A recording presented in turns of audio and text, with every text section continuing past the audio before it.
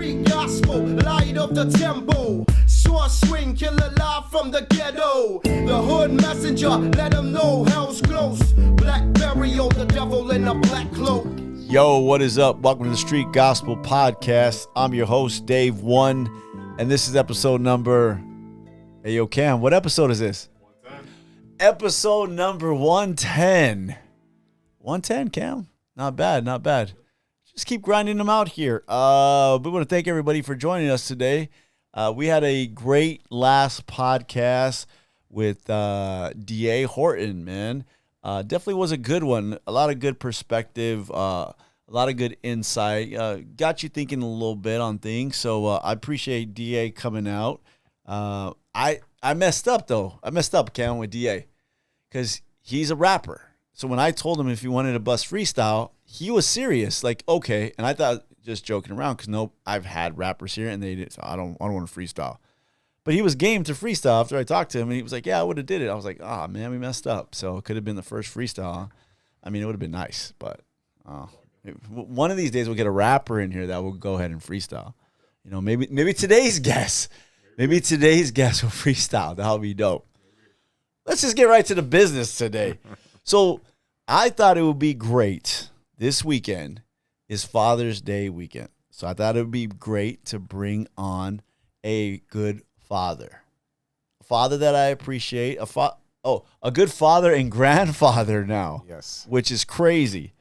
That is crazy. Right? Yes. So I want to welcome, since the last time I don't think the last time you came, were you a grandfather already? I think so. Okay. Summer. I want to welcome to the Street Gospel Podcast my pastor and friend, Pastor Adam Friedrich. Awesome. Here we are again. Here we are again. Yes, sir. I was thinking, okay, this is your third time on. Yep. You're by yourself, and you came with your wife, Sister Carrie, and then you're here. So that's a very select few on the podcast that have been on it at least 3 times or more. And I was waiting a long time for the first invite. I know. So I didn't know if it'd ever come. I didn't know if it ever happened. Well, you're a good guest, so I figured we'll test the water, and then Okay. it was good the second time. I said, what happened to the third time? There's only been Melissa, my wife, multiple times, and then Taco God, right? Yeah. So you're an elite criteria there. That's amazing. It's amazing. Taco God, I talked to him the other day. I told him, you need to come to church on Father's Day. You better be there, bro. Everybody's wondering what happened to the guy I baptized, and he never shows up. But he's in Santa Ana. I know. Doing reviews on tacos. He's doing reviews on tacos, yeah, down the street at Navarro's. And I'm like, bro, just come through. So it's great to have you. Yeah, great to be here. So you're a grandfather of 2 and with 1 on the way. 1 on the way. It's happening fast. How does it feel? At first, I was a little bit apprehensive of the whole concept of being a grandfather. Just sounds really old, and I didn't want to hit that stage yet. But once I held Summer in my arms for the very first time, it was life-changing. I mean, I can only parallel it to when I held my own kids. Wow. You know, it's just such an amazing thing. And then shortly after, of course, Jordan and Gina, my eldest son and daughter-in-law, they gave birth to Jet. It was our first grandson. And then Drew and Lisa have just welcomed us into the family Maverick, and he's our second grandson, and we're expecting a granddaughter here in a month or so. So it's multiplication happening quickly. Yeah. 2 each. Yep. And from a guy that's an only child, that's pretty crazy now. Yeah. It's crazy for my parents too. Yeah. Because we had such a small family for so long, and something every time our family grows, I have like a little tradition where we commemorate right before a marriage or right before a birth. We all go out to dinner, and we have a table for whatever the number is. And so we're all the way up to a table of 10 now. So growing. Yeah, man, it's pretty cool. That's pretty cool. What kind of grandpa are you? Well, I mean, because I tell Ash, and I have two things here. I tell Ash when she has her kids, since Ash gave us probably the most problems. I told her, you're going to have 3 girls. And she's like, I'm not having girls. I'm having all boys. Girls are too much drama. I said, exactly. That's why God's going to give you 3. They're going to come to my house. I'm going to give them all pixie sticks right before they leave. And I'm just going to make them down these pixie sticks, and I'm going to send them back to your house. That's what kind of That's the grandpa. kind of grandpa. Yeah. Yeah, totally. I try not to do that because I want them to bring their kids back. You know what I mean? So I like having them around, and I like spending time with them. Summer is she's a grandma's girl. Wow. You know, so basically, if I don't see her first, keep grandma in the back room and let me get a hug first, she'll just blow right past me, straight into my wife's arms. And but I know that'll change over time. We're developing a good relationship. Jet he's just a ball of energy and just so much fun. And Wow. I'm looking forward to, Jordan and my son and I coaching him, and it's going to be amazing. That's so cool. Yep. That's so cool. Yep. So I wanted to bring you here, and I just wanted to get some insight and just maybe back and forth on being a good father. I think there's a lot of first of all, there's a lot of guys out there that didn't have a good father or didn't have no father, and then they become a father and they're learning they're trying to navigate how to be a father. Yeah. Right. I think you've been blessed with a great dad. I was blessed with a great dad. It hasn't always transformed into the easiest thing. Even with good dads, it's like you still got to learn things. There's still stuff that is not in the manual. But I wanted to start off with basically, how can a guy that's having kids that didn't have a good dad become a dad a good dad in your opinion? I think because a lot of guys use that as an excuse sometimes to not develop that. Yeah, I agree. I think this is the greatest thing that we have on earth to help us become good fathers is the church. And I think the reason the church is so important is because the church is a family. The way God set the church up was to be a family. That's why when we gather, we're calling each other brothers and sisters, and we look up to spiritual fathers, and in our life. And I think what happens is if the church is living correctly and the church is acting appropriately and doing what God's called it to do, it models what a healthy family can look like. Right. And so when someone is a part of a church, they come in and they develop relationships with brothers and sisters, and then they begin to have relationships with spiritual fathers who are loving them appropriately and correcting them and providing discipline for them. I think even if they've grown up in a broken family, then they can have a model of what a healthy family looks like, and then they can take that even into a broken family and begin to make some of those corrections. That's why I think that's the genius of God. God created the family, but He recognized. I mean, you can go throughout all Scripture, and you're gonna have a hard time finding a good example of a family that had it all together and did everything right. There's all kinds of problems in the family. But what I love about the church that Jesus set up in the New Testament is that it shows what a family is and what a family can do, and the importance and the wonderful nature of the family. You think about the Roman Empire. What was the threat to the Roman Empire? It was the church, and the reason the church was the threat was because of the way they did life. Wow. So you had all these Romans that are lonely and isolated, but then you look down the street and these people are doing life together. They're joining together in each other's homes, and I think it was a threat to the empire because most of the people, they wanted that. It's kind of funny because we see that now. Yeah. Same thing. Yep. You always say that when you preach, you always say there's nothing that we haven't seen in God's word that's happening now. Yep. There's nothing new under the sun. And that's kind of the same thing now. Like you said, I think the whole thing trying to break up the family or trying to say you don't need a father or you don't need any guidance there. It's kind of like what you said with the Roman Empire. They didn't. That was a threat. Yep. It's like a threat to anybody that wants to see this country succeed, trying to break up the family, whether it's consciously or spiritually or politically, whatever it may be, they're trying to break it up. Yep. It's crazy. It is crazy.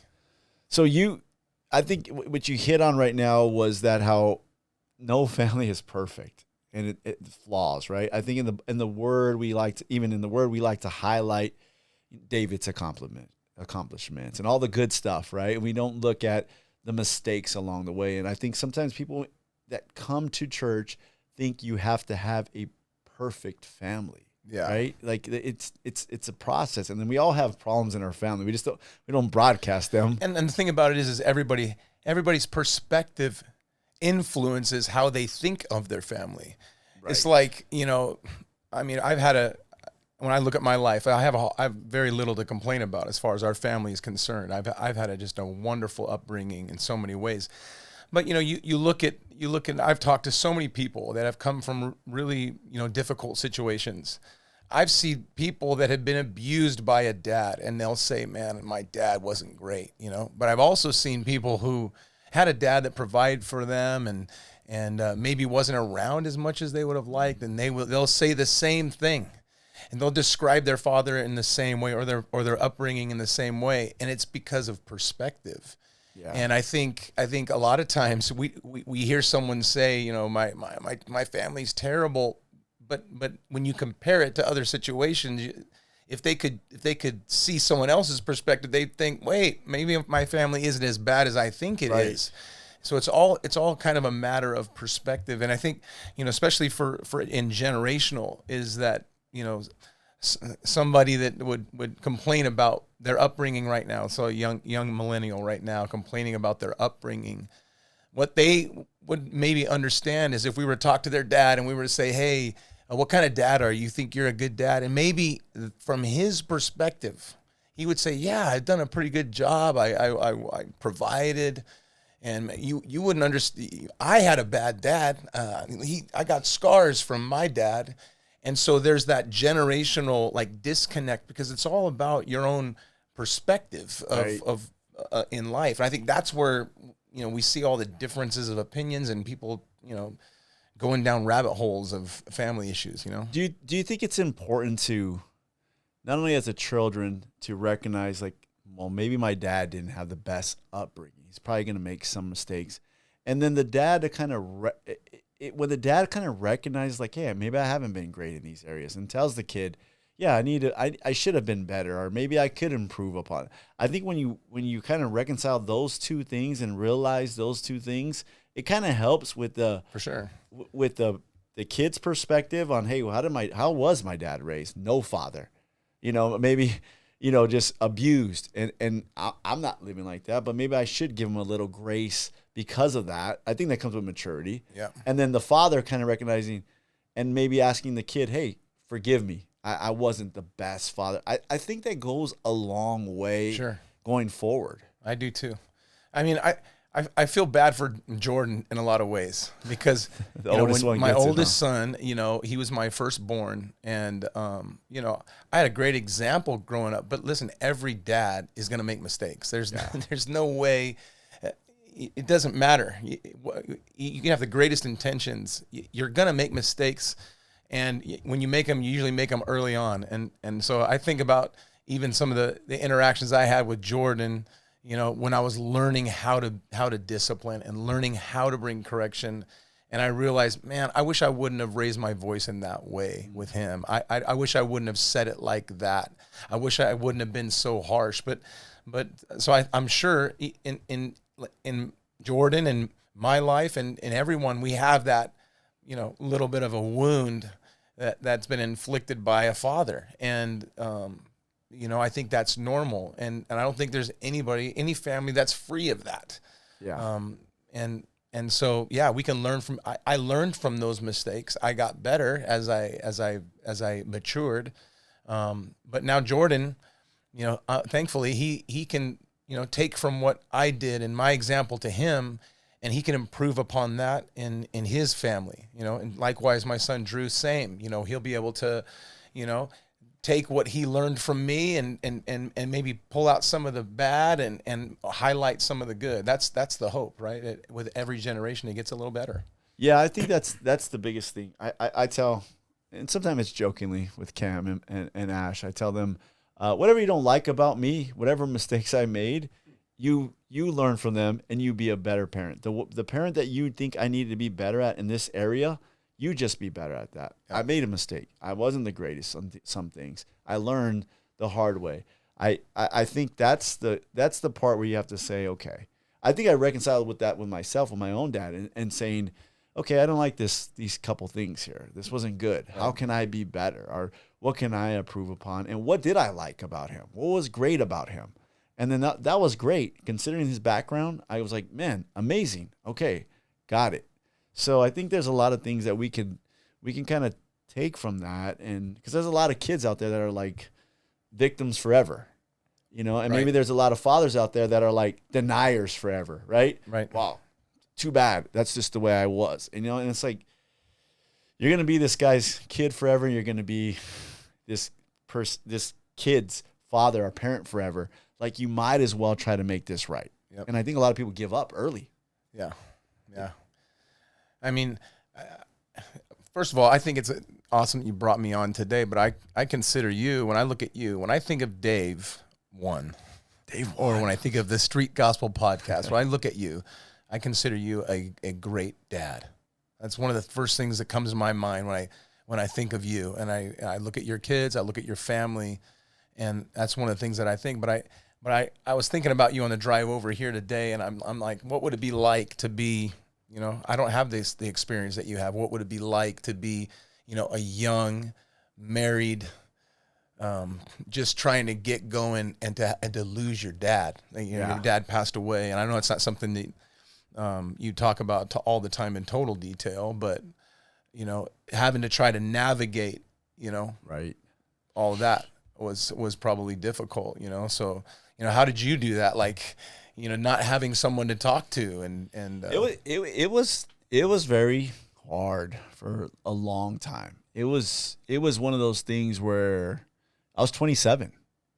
Ash is 4, Cam's barely going to be 1, a couple months away. And I'm like I'm not only trying to figure out how to be a husband and a dad, I'm trying to figure out a little bit of life, right. And not really having no one to go to. You had a few people in church, but I was hesitant, or maybe they let me down, or I didn't give myself fully to somebody or trust people. Right. So I think there would be times I would be like, man, it would be nice to have somebody that I can say, hey Dad, how did you do this? Right. Or how did you I think that was a realization one time. I was in his garage, and there was like a file thing. And I don't know why, I just reached up and I was like, I wonder what this is. And I went through it, and it was all his old paycheck stubs.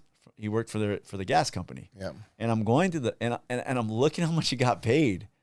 And I'm trying to do like trying to do the math. Yeah, I'm like, yeah. Oh, like there was 4 kids. My mom didn't work. Right. How did he get this salary? And I was factoring in inflation or whatever, But what I really, and so I was like, and I remember like looking at that, and without, and at the time, not making a lot of money, struggling, trying to make it, mm-hmm. 2 kids, just me working.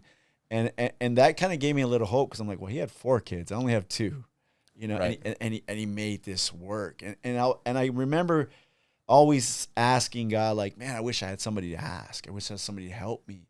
Like, just this, how did you do this? Yeah. How did you do this? What do you think about this? And I didn't have that. So a lot of times it was like gleaning a little bit from somebody here, gleaning a little bit from somebody there. And then, and that's, it's tough. And you're proving that it can be done. That's the thing. See, I can't imagine, I can't tell you how many times I've gone to my dad over the last 25 years of my life, as a young father, as a husband, trying to figure things out, trying to make decisions financially, stepping into new things ministerially. I can't tell you how many times I've sat down across a desk and gone to him for advice, and I feel like I would be lost somewhat without that. Yeah. And then I realize, I look at someone like you who hasn't had that, but has still been able to be extremely successful, raising kids, providing a home, being a husband and father. And I realized, no, it can be done. And we can make excuses and lose the opportunity to do it. We can miss the opportunity, or we can just make it work and find a way. And I feel like, you're an example of someone who's done that. And I think you give a lot of hope to a lot of people that that either have grown up without a dad, or there's been some sort of tragedy, they've lost a father or someone they really loved and admired, and don't have that voice, where you've created that voice in your own head by finding a file in a garage. Like you've got that voice saying, oh, you can do it. You know, it's going to take sacrifice. It's going to take hard work. And those paychecks proved dedication and faithfulness and discipline that proved all that to you. And so it was a voice speaking to you, even though it was just papers, you know. And I think that's amazing. And I think it brings hope to a lot of people. Yeah. Yeah. And I try not, you know, it was hard, and for a lot of years, you know, I was jealous of guys that had fathers. You know, like, man, that sucks. You know, I was trying to figure it out, and then it kind of just shifted. It was kind of like, well, I can do this. I can be a great father. It's got to start somewhere, right? You know, and we have a lot of good guys like that in our church. We do. Think about Vince and Eddie and Johnny and these guys that didn't really grow up with a father in their life or a male figure, and I look at them and I'm always very like, same, dude, good job, man. Same. Yeah. Good job. Yep. Like, I'm very proud of you guys, especially knowing like Vince and Eddie since they were young, you know, and I'm like, great job. And I'm blessed. There'll be times when Vince goes, I just watched you. And I'm like, really? Yeah. And he's like, yeah, I seen it was hard, but I seen you just push through, and I love your kids. He always says, like, his kids are the Ash, they're Ash and Cam. Yeah. You know, he goes, they're like your kids, you know, and I'm like, that's cool. Yeah. But that makes me feel good. That makes me feel like, okay, it wasn't a great thing to go through, I would never say it was worth it. Right. But those little wins like that makes me feel good. Yeah. You know, pushing through. You did your dad proud, huh? I hope so. Yeah. You know, I hope so. And there's a lot of things. I mean, there was a lot of traits he had that I carried over, and that I remember. Never missed work. Went to work sick. You know what I mean? Going to work with him, and you know, and realizing, like, man, this is a crazy job. He was committed to the Lord. You know, he was committed to his word. Waking up, seeing him reading the word in the morning. I'm getting ready for school. He's already open Bible on the dining room table. You know, every day for 6th grade, he's like, you're going to the church with me, and you're going to pray every day. Every day for the whole first junior high. So they were freaked out, right? It was like, I don't know what you guys were doing in junior high, getting high or doing whatever they were doing, right? But they were freaked out. He's like, you're gonna go with me to pray. I'm gonna take you to school every day, drop you off. But before we go to school, we're stopping at the church and we're praying. He'd pray like 45 minutes. I'd pray like 8. Just twiddle my thumbs. But I remember that. Yep. And there's times when I'm praying and I'm praying like him. All these years, 40 years later or whatever it is. It's crazy to think that, or even sometimes I'm praying in tongues and it sounds like him. It sounds like him, and I'm like, amazing. Whoa. Yeah. But it's those little things that I just, okay, these are traits, these are things that last a lifetime. And I didn't have it for a lifetime with him, but still it lasts. Yeah. It lasts. It pushes forward. And I know you, same thing with your dad. I mean, it's just something that you take and then you push it forward, and hopefully your kids just run with that baton to the next, to the next mile mark. I mean, there's so many, I could talk for days, literally, of stories, of impactful stories, that things that have happened in my life with my dad, where there was, not so good things, but also some really treasured moments that I've had with him that have impacted and shaped the decisions I make today, the way I've raised my own kids, the decisions that I make with my wife, and how we conduct our home, and how we lead the church. All of those things I've picked up from, and I've tried to, obviously I'm totally different than my dad. Our personalities are similar in some ways, but really different in others. But there's not a thing that I do that I don't consider whether or not would he approve? What would he think of this choice? And that's just because I've watched his life, his character, his integrity for the last 50 years. I've seen it on display. Just like you, I would go to prayer meeting with my dad every single day, especially in the summer when I wasn't in school. I would go with him to prayer, and maybe, I don't know if I did 8, man. I don't know. I'll be honest with you. But I definitely watched him and listened to him. And, you know, in those years, I wanted my prayers to sound like him. You know what I mean? Oh, he sounded big. I wanted to listen to what he said, and I would kind of say the same thing. You know what I mean? And what's been cool is that over time, it's not like that anymore. And what's awesome is that my dad has kind of given me liberty to kind of become myself, and it may not look like exactly or sound exactly like him, but he's there. You know what I mean? The same spirit is there, the same intentionality is there, the same discipline it's there. It just doesn't look exactly the same, and I find that to be pretty cool. You know, that in uniqueness, that in a family there can be uniqueness and difference, and God can use it together. You know, it's amazing. I think that's the hard part, right? So you have kids, you know, I have a son, you know, you want them to be like you, or like the things you like, my thing is, and maybe I set myself up, because before the kids were born, I was like, I said, Lord, let them be good at sports, man. That's it. Let them take it to the next level. Come on, man. None of this varsity high school basketball. We're going to college basketball, you know, come on. So I get Cam, and that was my first prayer. And then I did, you know, how you do the little sidebar with God. And so I did the little sidebar with God and said, they're not good at sports, Lord. Let them be artistic, something artistic. Yeah. So the Lord didn't answer the first prayer.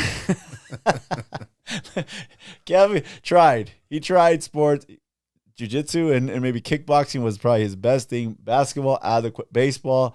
Man, I used to be the bad coach dad. You know what I mean? Swing the bat. If you don't swing, you're punished. Were you coach him at the end of the dugout, or what? Yeah, I think one year the coach asked me to be a co-coach, right? And that was the only year, because it was like, Cam, you better swing. I'd rather you strike out swinging than just watch the ball go by. And he'd get up there, and it was a battle every time, right? But the Lord made them artistic. And my daughter's great at taking photos. Yeah. She's great at a lot of things. This guy, any instrument he touch, he can play. Musical wise, he's great. Video, obviously, you can't do the stuff without him. So they're great at that stuff. But it's funny, because you want your kid just like him. Well, hey man, I left Kingman, Arizona. You gotta remember, I left Kingman, Arizona, Hicktown, USA, cowboys everywhere. And I got delivered, came to Southern California, surfers, skateboarders, just culture, man. God. I'm like, thank God, you know? And so I loathe anything Western, boots. I loathe cowboy hats. I hate all that stuff. And my firstborn son, man, he is as big a cowboy. You see him all the time. He's got the tight Wranglers. He's got the boots and hats. Yep. He wears it all. And so, yeah, he's way different than I am in so many ways, but you know, it's awesome, because there's so many qualities and traits that he has adopted too, you know, and so I can see myself in him in a lot of ways. That's the cool part, you know. There is some traits I see in them from me, and there's a lot of things I see in them that are better than me. Yeah, that's the best part. I think for me, you realize, like, I realized Cam's very good at a lot of things, and there's some things I'm like, man, I wish at that age I would have been like that. Mm-hmm. And I was smart aleck, or overly joking with people, or maybe capping on people, bagging on people. You know, not the nicest guy all the time. This guy's the nicest guy, and I look at him and I'm like, yeah, I admire that. I'm great, good job, Dave. Yeah. So there's some cool things that I think that they implement in our life from us, but then there's some things that they take, and God's given them their own gifts. And I think that when you realize, that's a cool thing. Very cool. Man. So what are some of the or let's just ask this, not the mistakes, but how do you make mistakes how do you fix the mistakes as a father that you've made? You know, because there's a lot of fathers, like I said earlier, that just kind of go like, well, too bad. You know, like, that's just the way it is, and move on. And I think there's something to be said for a father that comes and says, hey, I messed up. I'm sorry. You know, at an appropriate age, right? Sure. When they're able to recognize that. But I mean, have you done things like that, or have you not made any mistakes? I haven't made very many mistakes. No, I've made a lot of mistakes as a dad. I don't even know if some of the mistakes that I made is something they even recognize. A lot of them were a lot Or of that them they even happened. told you. Yeah. Right? Yeah. You know, even in the time, maybe I didn't even recognize, especially when they were younger. I'm just trying to figure out how to be a dad in general. I want my kids to be obedient. I want them to be respectful. Yeah. And so I think in desiring that of them, you know, I went over the top probably my dad was extremely strict with me. You know, there was no, you know, if I disobeyed, it wasn't pretty. Like I was going to pay for that. And so, I felt like, you know, I carried that into my relationship with them too. But when you're a dad and you're trying to be a disciplinarian and you want to instill values and create character and you want them to be respectful and obedient in trying to do, if you're too aggressive in that, you can make mistakes. You could get a little too loud when you're talking to them, and then it's not done in love, you know. And so I think every father has to learn that balance of, oh, I want to bring some authority, I want to speak into this situation, but I want to do it in a good way, you know. And so I think early on for me, I was a passionate person. I'm a leader type A, you know, and so I expected obedience out of my kids, you know. And so I think with Jordan, probably the most is he's a type A too. He's a very strong leader. It's a gift, you know, I mean, that he's used into his work life and everything else. God's just used him in such tremendous ways. But because of that personality that he has, it came up against my personality. And so there were we had some conflict, you know, as he was maturing, as he was becoming a man. I wanted him to become independent. I wanted him to grow up. But at the same time, I also wanted him to do what I wanted him to do. Yeah. And so I think as one of the things that I had to learn, and I don't know if it was necessarily a mistake, is I had to learn that if I wanted my kids to become independent, if I wanted them to grow up, that required release. And that required me allowing them to make the mistakes that they would eventually learn from. And so if every time they made a mistake, I was jawing at them, then I realized they're not going to feel free to be able to do that. And so that was one of the things that I had to learn. And I think the way I told my kids is I allowed them to make mistakes. I tried to let them, and then talk it through with them and help them learn from those things. You know, I think a lot of people, when my kids were younger, were looking at me and thinking, man, you really give your kids a long leash. Like, you're not, you know, I allowed them to do things most kids were not able to do. Like when they turned 16, they were driving cars. Like I wanted them getting their license. I wanted them out there driving. When they were shortly after that, I wanted them working a job. You know, I wanted them having money. I wanted them to learn how to save and how to spend and all of those things. And so in that process, there's going to be problems. Right. You know what I mean? And so that was something that was hard for me at the beginning, but as I matured and learned and watched, hey, it's okay. Mistakes are good.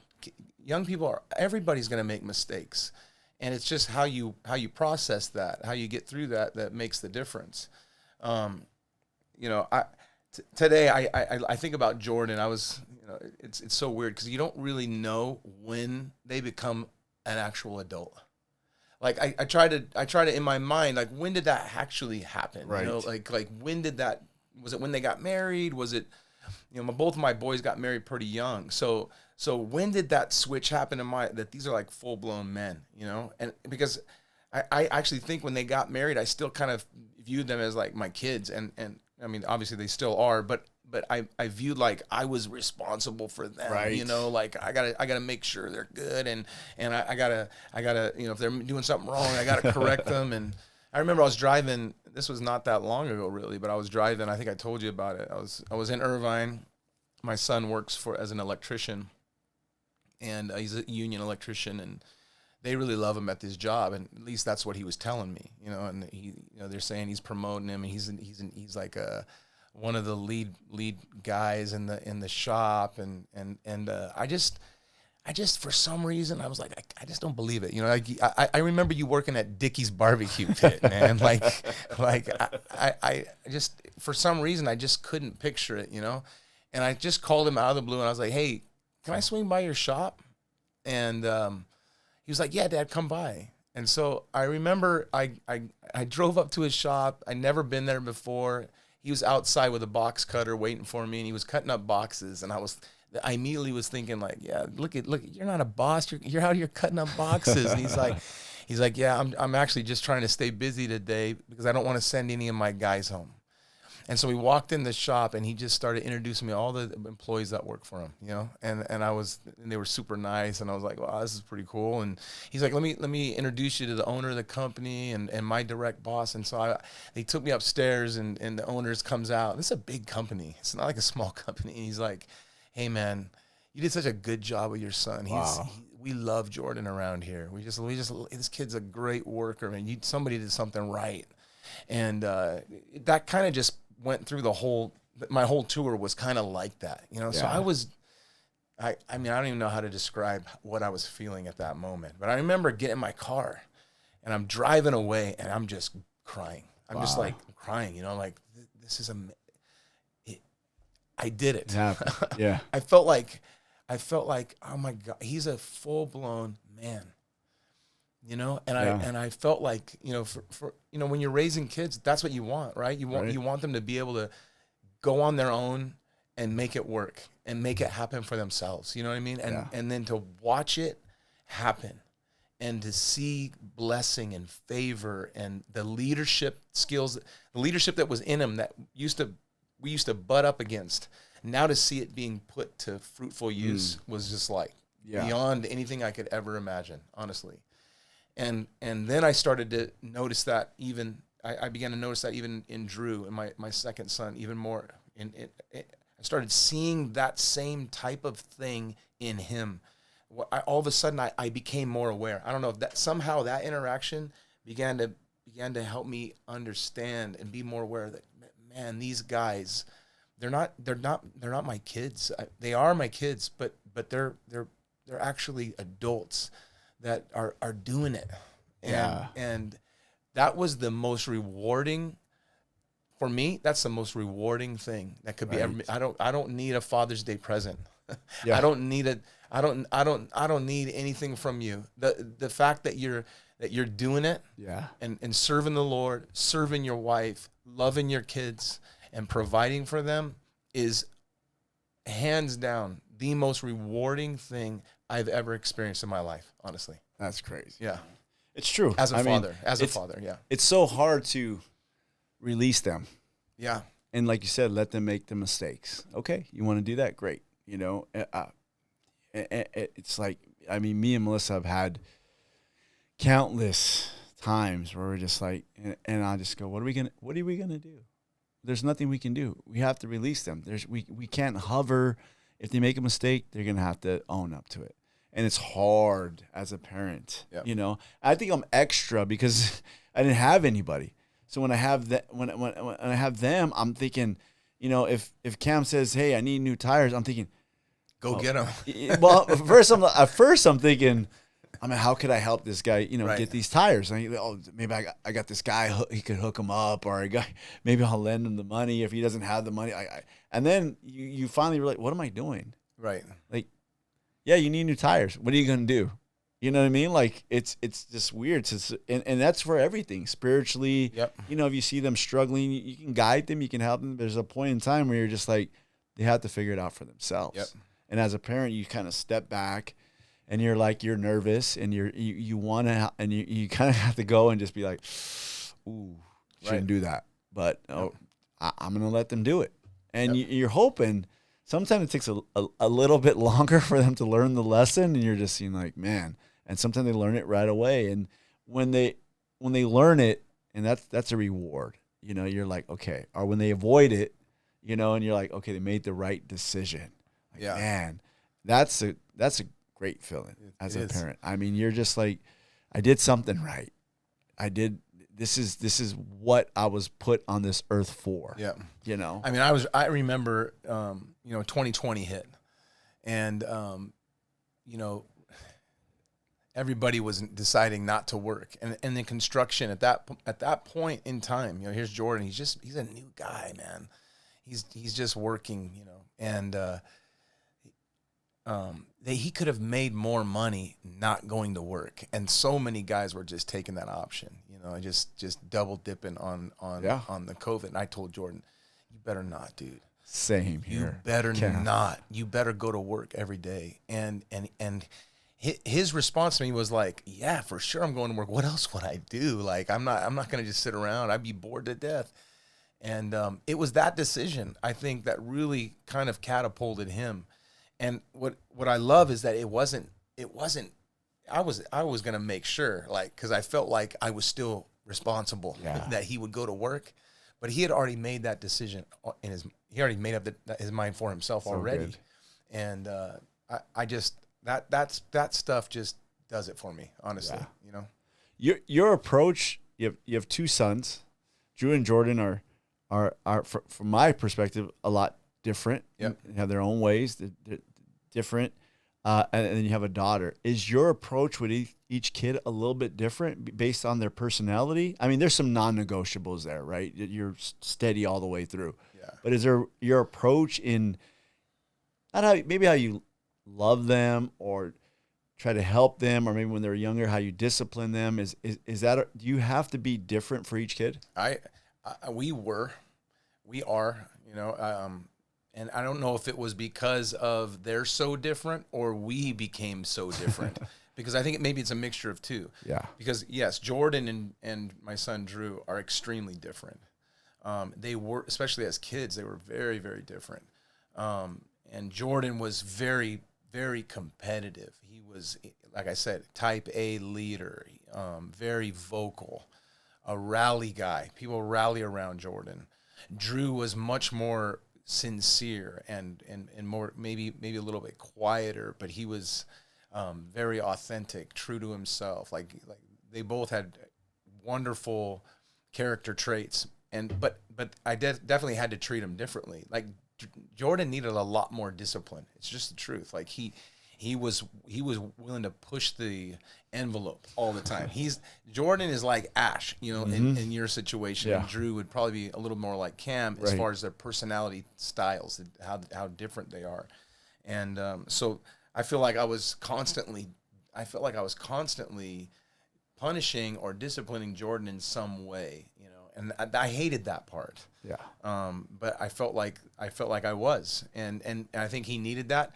But I also think maybe my expectations were a little bit, maybe more pronounced on Jordan than on anyone else, because he was my first, and I wanted it to, I wanted him to, again, I wanted him to be obedient and respectful and honoring, of elders and all that, Yeah, I think, it was hard for me, Ash being the oldest, but also a girl. And then trying to have her set the standard, and me thinking I have to be this type of way. But then I had to be a little gentle. And I think that was one of the flaws with me with Ash is, Melissa would say, you can't be like that. Calm down. And I'm like, but she's driving me nuts. She's not going to respond that way. And I'm like, I know, but she's pushing me. She's a lot like me. She wants to push the limit and type A leader, and she thinks she's funnier than me, so she'd make jokes, and so I would be maybe a little bit harsh, and Melissa would always have to dial me back and say, hey, let's settle down. I think that's a great part of a good family is when the wife can kind of see something that you don't see, and you think in your mind, like this is the way it has to be. Because I used to be really rigid on things like that. Like, no, this is the way it has to be, And then Melissa would be like, "You can't be like that. She's a girl. Like, calm down." I know, but she pushes me to the limit. I can't imagine having a girl first, because Abby came third, And so by this time, Hey. I'd been sanded down. Like all my rough edges are gone, you know. So, and Carrie's just such a wonderful mom. I think with the boys, Carrie would come along behind. You know what I mean? So we made a good team because I would be super strong, and this is how it has to be. There's no other way. We're doing it like this, and then Carrie would come around behind, and she would help. You know what I mean? Like, she would. I don't know what she did, but whatever she did, she smoothed it out a little bit with the boys. Yeah. Melissa does that with me and with Cam. I know that. That's her baby papa over there. Yeah. So there's times when, and she's like, and then there's times where she tells me, yeah, I heard what you told Cam, and I'm thinking, oh, here it comes, and then she's like, good stuff. Like, yeah, sorry, Cam, but she's like, yeah. Then there's times when I ended up winning in the end with Ash. I know she loves me. I know that I've been great to her. Maybe not always, but I know now Melissa's like, you earn the reward of her just adoring you, right? And looking for a man like you. I think that was my biggest reward. Like, Ash realizes what a man needs to be and look like. So I may not have recognized that, but Melissa's like, she's looking for somebody like you. And when I hear her describe what she's looking for, I'm not going to say she's found it yet, but we'll just see what happens. But what I'm saying is she's looking for a guy that loves God. Yeah. That's going to protect her. That's going to look out for her. All these traits. And then Melissa's like, see, she's looking for you. She's looking for those things that she likes about you. She knows what a good husband's going to look like. That's cool. So I think that was a little bit of a reward for me. And then she's like, you did it. See, that's what I was telling you, what you needed to do. So, I mean, it took a long time, but I think as a father, you got to recognize, like, I'm going to be, a dad till the day I die. Yeah. So what am I going to do? I think there's a lot of fathers that give up early, 16, 17, 18. Oh, just forget it. My son, whatever. And it's like, dude, like, you got like maybe another 50 years with this kid. Yeah. And why don't you just turn it around? Why don't you just try to be better? You still got time. Yep. Like, if you got 50 years, maybe you sucked as a dad early. Maybe you weren't the greatest, but work at trying to be better. Like, so you can, at least you can end. Yeah. Have a good ending. For sure. And especially if you're in a church and you're being modeled what a family looks like and how a family interacts and how a family forgives and provides discipline and encouragement.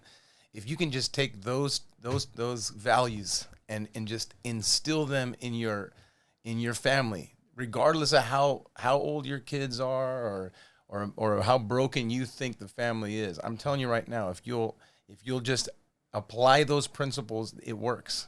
Yeah. And God's a mender of families. He mends those situations. And so I don't believe in a too far gone situation when it comes to a parent-child relationship. I believe it can be restored. Does it require work and effort and humility? And it requires all of those things. But that's what you have to have in order to have a healthy family in the first place. Yeah. And so just start now and watch God. God can mend anything. Yeah. And we trust that he will. I think it's totally worth it.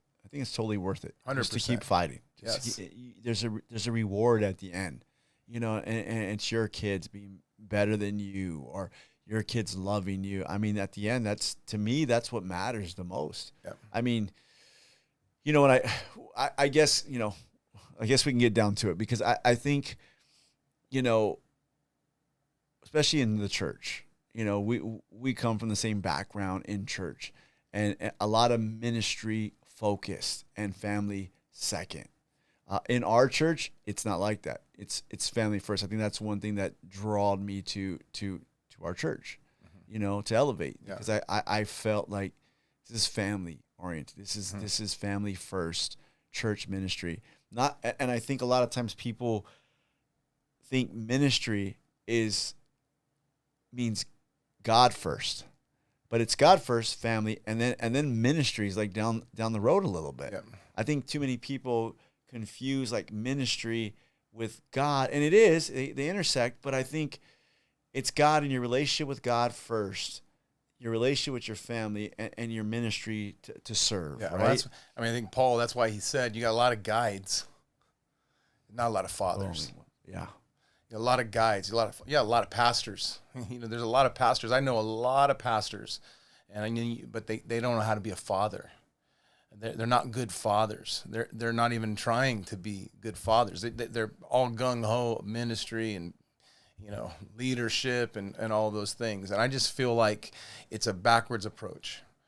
I feel like the goal should be to model what God designed. He designed a family. He created the church to be a model of a family. And if you can't father your own family, how can you shepherd a church? How can you possibly do that? And so, yeah, I feel like there needs to be a stronger emphasis on fathers. Fathers, lots of guides, which guides are great. We need them. Yeah. There's nothing wrong with guides. Guides are important, but we need fathers. We need fathers. Fathers are important. Spiritual fathers, but also natural fathers. Yeah. I think it's hard for me because it's just, I want, it might be a controversial thing to say, but I'm like, dude, you can be very successful on the surface in church and suck at home. And I've had people here that have been great businessmen, been great, successful online, right. Great stuff. And it seems like when I ask them the question, can you be successful and call yourself successful in life if you suck at home, if you're not a good husband, not a good father? And it catches them a lot off guard because I think a lot of the worldly perspective on success involves money or things or, our status. And I think as you get older, you realize like stuff's great, but if your marriage sucks, what good is it? If your kids don't love you or want to be around you, it doesn't really mean nothing. So when I think of success, I think being successful, of course, with the things of the Lord, and then being a good father and being a good husband. Yeah, I think most men, if they don't feel like they can win a fight, they don't fight. Right? Yeah. I mean, have you noticed that? Like in any situation, like if I don't think I can succeed there, then I just won't try there. But if you, it's amazing because you can see a lot of successful from the outward. You can see a lot of successful businessmen, pastors, name it, athletes, whatever. You just name it. There's tons of success all over the place. But then you realize, but not a lot of success at home in those same situations. And so you have to wonder then what that probably means is it's harder to be a father it's harder to be successful as a father than it is to be successful as a king, as a pastor, as a business entrepreneur, whatever. It takes more work, more effort, and probably there's more feeling of inadequacy that would cause men to maybe shy away from actually putting in the work. Yeah. I know for me, I felt that. Like I felt when I held Jordan in my arms, as a 19-year-old kid or 20-year-old kid. He was born the day after my 20th birthday. Okay, I'm 20 years old. I'm holding Jordan in my arms. I did not feel. Well, I was 21. I'm sorry. I did not feel adequate. I was wondering how in the world am I going to do this? I have to take this home. Like this isn't a pet. Like this is a human being, and the weight of that responsibility was like breathtaking, honestly. And I felt totally inadequate. Honestly. Yeah, I always trip out. Do you have pictures of when you're holding him and see how young you look? And, man, yeah. Cam looks at my pictures and I'm holding Ash and he's like, bro, yeah, what the heck? Look how young you look. Right. I mean, I'm a kid. Yep. I'm a kid. And with a kid. Yeah, with a kid. And I'm like, what the heck was I thinking? What was I doing here, man? And I lost. Yeah. I felt inadequate. I mean, Carrie was head over heels so excited to be a mom. Like it's all she's ever wanted. And I'm just thinking, oh my gosh, how are we going to do this? Like, how is this ever going to be possible? And I think maybe at that point, because of that feelings of inadequacy or feelings I'm not going to be able to do it well, maybe that's where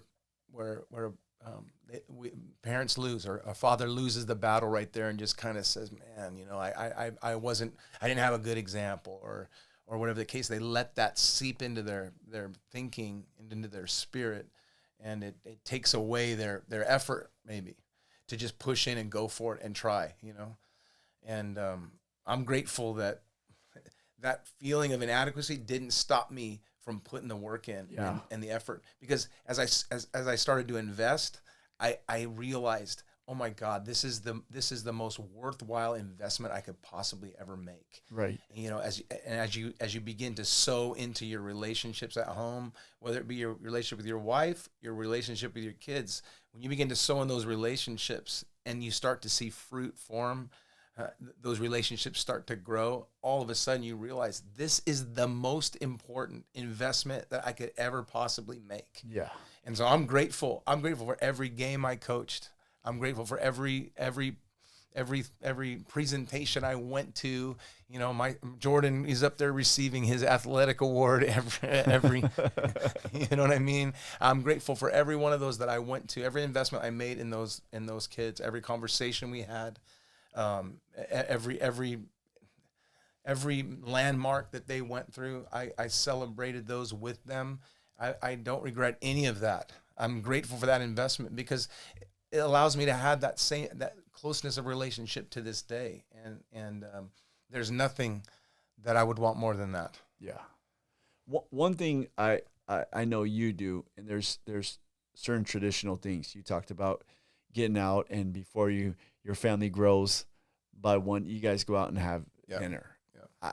I've it's weird. My dad always created these tradition. I don't know if he did it on purpose or not, but we would have pizza Christmas Eve, and it was just us, and and let's put on a Christmas movie.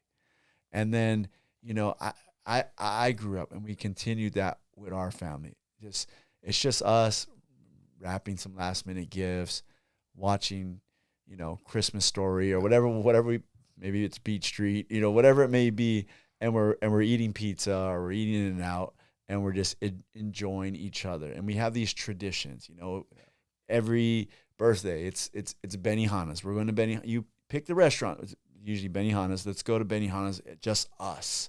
Yeah. And I tell a lot of young guys, create your own tradition in your family. Figure out something and just do it every year. Just create a tradition for your own family. And how important is that? Because I know you do that, and it's been very important for me. And I know the kids love it, and I can't wait till I see them doing it. Yeah, we have funny ones. We have different things that we've done. I love the dinner that we take right before our family grows. But one of the ones I really love is Christmas Eve. Is me and Abby. We go shopping. Yeah. We spoil mom to death. Like, we just go shopping for mom, but we always take a picture right down the street here in Rancho at a car wash. And it was an accident one year. I think she was really young and maybe 10 years old or something. And we were doing it, and we were sitting at the table, and we just kind of put our hands, our face into our hands, and we were right next to each other making the same pose, and we just snapped a picture. And I posted on Instagram, and the next year we were at the same mall, and Abby's like, let's go do that picture again. And so we've just done that every year since then. Yeah. And it's become, an annual tradition. I think there's actually people outside of our family that look forward to that little post that we just kind of show all the different years. But I think I've tried to create those kind of little traditions with all of my kids. And the thing about it is when they're at home, you can do that, and then all of a sudden they leave, and then now the hope is now they're establishing their own traditions, and so now I've got 2 boys that are married with kids, and so what's cool is watching them figure that out for their family. You know what I mean? That brings a lot of joy to us, to Carrie and I, just watching them, navigate the holidays and how they do it, and it's different than what we did, but there's little hints of what we did there, right. And so it's pretty cool to see them kind of branch out and become their own family, You know, we're somehow a part of it, or we want to be. So we're just like, don't forget us. You mentioned their own family. Yeah. How hard is it really? Because I'm hoping I'm getting there. Like, you know, I know you've been praying. Come on, brother. A year or two. Come on, Cam. Got to tell him, Pastor Adam. We got to launch, man. Yeah. We got to get it cracking. Cam's dating a girl in our church. So there we go. So, but how hard is it for you to really just be the parent? You know, there's parents that still hover after their kids leave the nest and start their own family. Yeah. And how hard is it really just to let them go and just have their own tradition, have their own family, and really step back a little bit, and now you're secondary because their family's Right. first. Yeah, and we believe that 100%, but it is a little easier said than done. Sure. You know, because you know your kids get married, and you're such a big part of their life, and vice versa. They're such a big part of your life for so long. And so when they get married, and it just changes, the dynamic changes, and that is hard. Like it's difficult, you know. And so we've done our best to be like, hey, we're here for whatever. Like, you tell us where to be, we'll be there. You know, we want to be a part of their lives, but we also want them to be able to decide what that looks like. And so, yeah, at the beginning, that was hard. Like, it was difficult because it just changes everything. The dynamic. You're just right? thrown into like a totally different, what you've been doing for the last, 25 years as a family gets kind of thrown into a washing machine, and you're just kind of getting jarbled all up. And so the first couple of years we're navigating that, but now it's become a new rhythm, for them. And like I said, watching them establish that with their family, with their kids, is really, really cool. And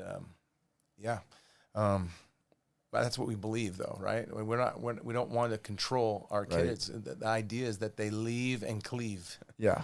And I think Melissa does the best job describing that of anybody I know. And that is what we believe 100%. But as a parent, if you're just being totally honest, it's hard sometimes because you just feel like, do you still like us? Are we still important to you? Yeah. And it's just natural. I think it's a natural letting go, release. Yeah. It's hard at first. Yeah, because I think you're busy. When they're young, you're busy with life and the kids and your games, and events and school, and you're kind of just in this hole for years, Yep. And then all of a sudden it seems like it just comes to a stop. Yeah. Me and Melissa were, when they obviously they still live with us, but they're gone. So I think when that it was 1 year where it's like Cam's working and then he's out with his friends, and Ash is working, she's out with her friends. And there'd be like weekends where we would see them in passing.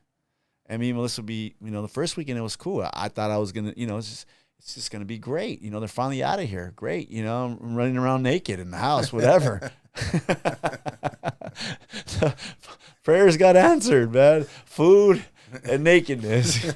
And then after you realize, like the first weekend, it was fun. And then the next weekend, it's like, oh, we're here again.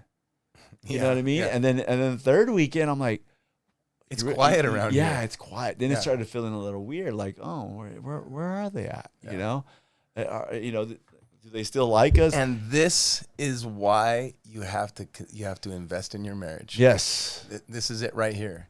Because I'm so grateful that for all the years my kids were growing up, we loved them, served them, spent time with them, but we never neglected our relationship. And so for us, when they're not here, it isn't weird because we like hanging out. Yeah. We like being together. So Carrie and I don't have any problem with that at all. Do we miss some of the things? Yeah, we do miss some of the things. Has it destroyed our life?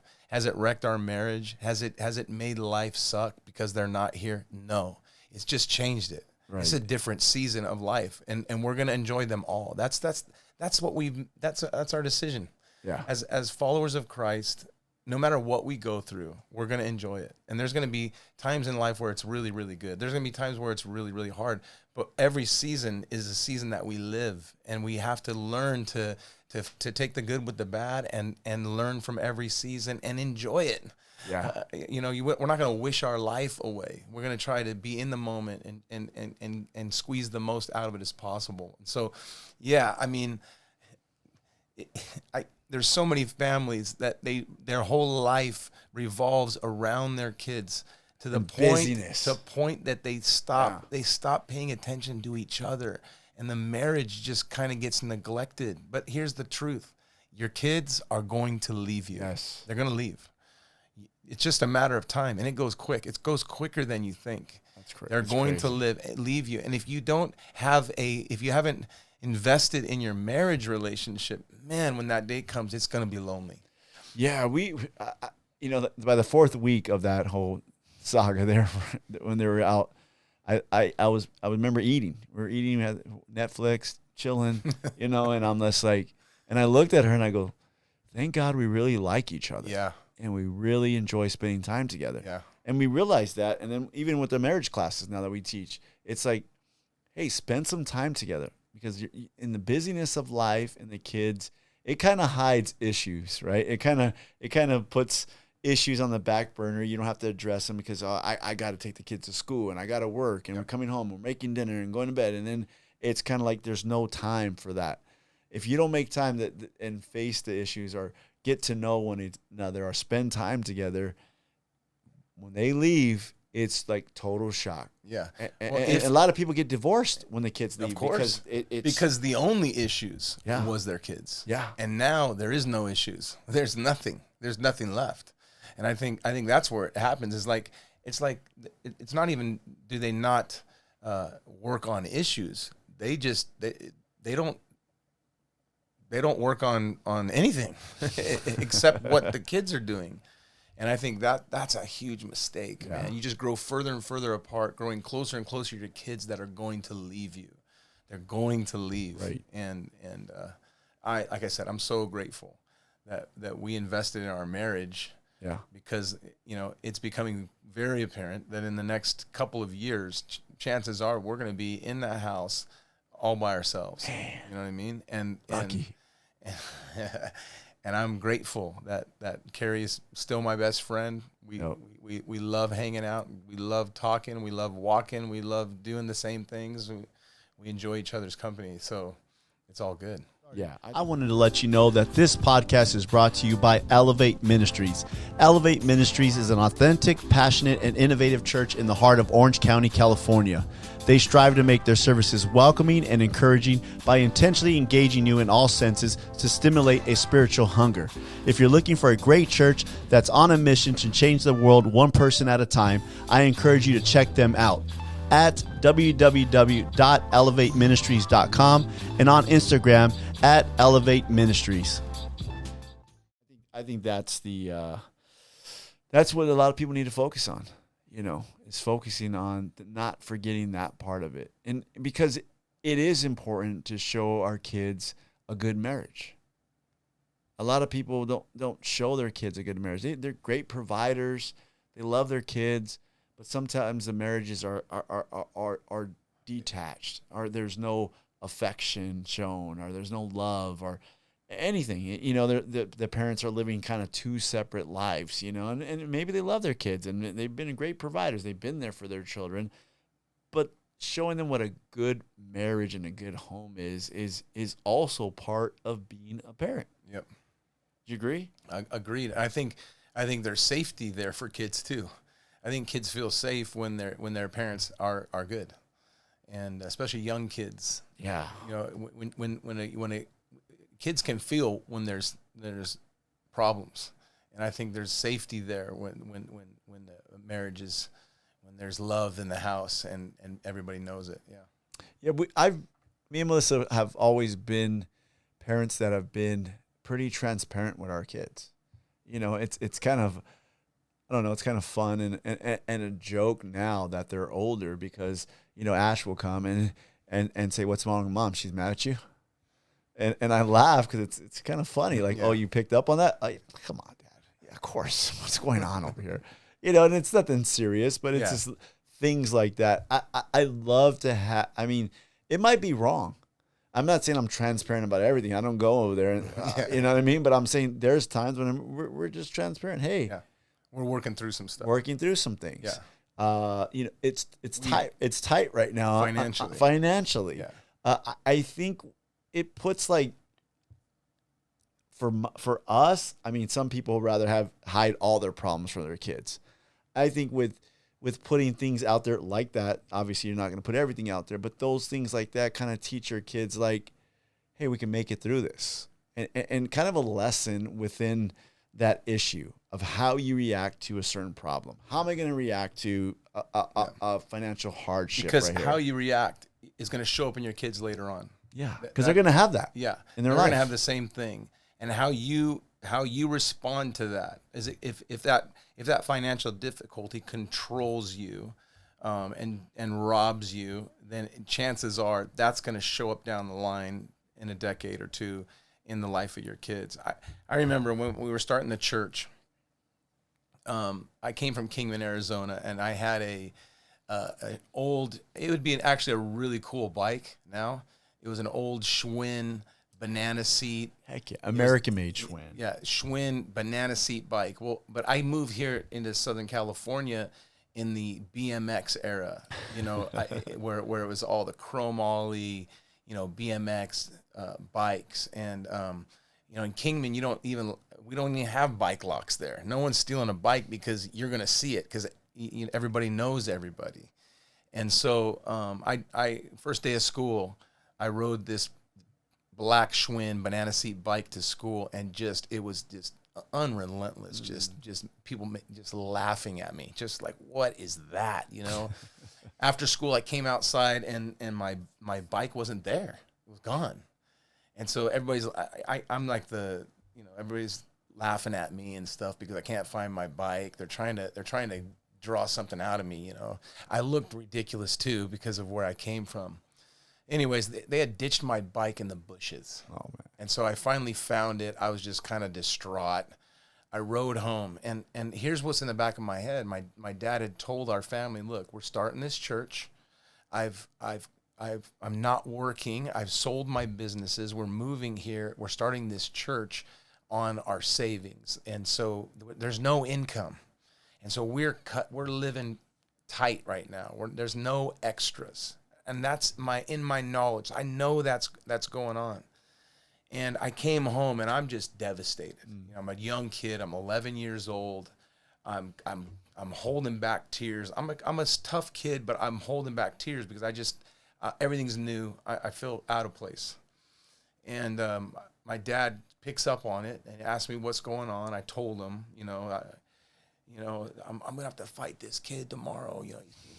Which was totally, my dad was all about that, defending yourself and standing up for yourself. And so I'm being real honest with him, and he's like, hey, come with me.